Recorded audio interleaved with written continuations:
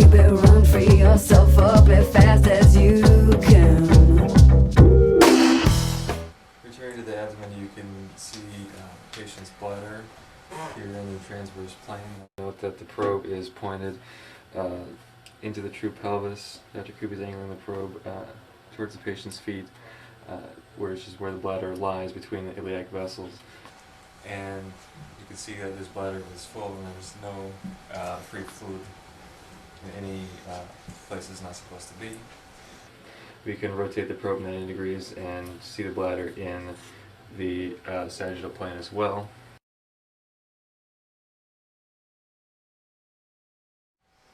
This will give us an idea of the patient's volume status. We can couple that with our assessment of the IVC from earlier to note whether the patient has excessive amount of fluid on board or not enough. And for the looks of this bladder, this patient has not voided recently.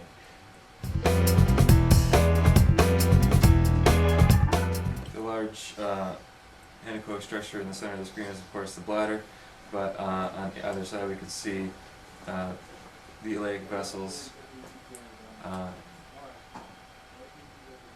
that lie lateral to the bladder as it enters the true pelvis.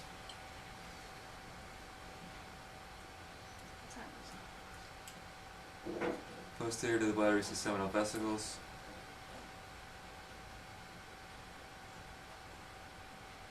And we can scan through the entirety of the bladder to show that it is not ruptured. Where do you And look there's for no free fluid? between the bladder and the rectum posteriorly, or between the bladder and uterus in females. We can image the potential spaces in the abdomen to both the Morrison's pouch in the right upper quadrant. On this view, we image through the right lobe of the liver. We see the kidney. It'll be two-toned with the cortex will be hypoechoic, and the calyceal system, which will be hyperechoic. And the space in between the kidney and the liver is Morrison's pouch, a potential space. Here we, again, imaging and probably in the mid-axillary line, we can see the liver as the acoustic window in the near field. Here we, again, imaging and probably in the mid-axillary line, we can see the liver as the acoustic window in the near field. We see the kidney that comes into view and the psoas near the receding edge, the psoas with a striated appearance. Dr. Atkins is displaying the inferior pole of the kidney where fluid will begin to collect. Then we visualize Morrison's pouch.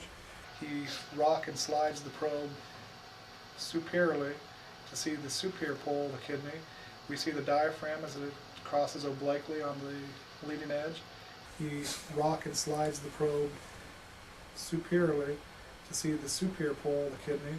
We see the diaphragm as it crosses obliquely on the leading edge.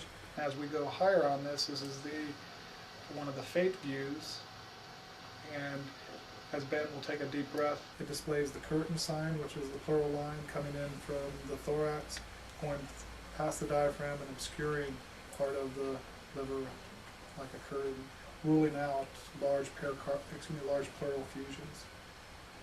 Very nice. We can then visualize the left upper quadrant.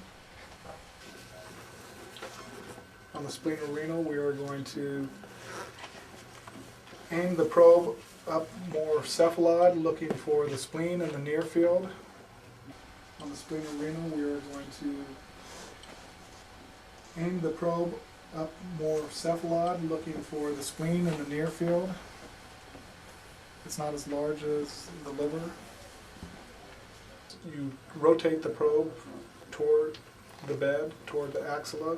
Your knuckles are on the bed, you're at the posterior axillary line with the spleen in the near field. Here we're visualizing the kidney. You can see the medullary pyramids as anechoic structures in the body of the cortex, with the calyceal system is bright white. The key on this image is trying to get the spleen in the near field and moving up onto the rib cage. As Ben takes a deep breath, you can see the curtain sign on the left side. Breathe out. as the diaphragm and lung slides down over the spleen. Whenever visualizing the curtain sign, it's ruling out large pleural fusions because a pleural fusion would be anechoic and black lining above the diaphragm. So if you catch me trying to find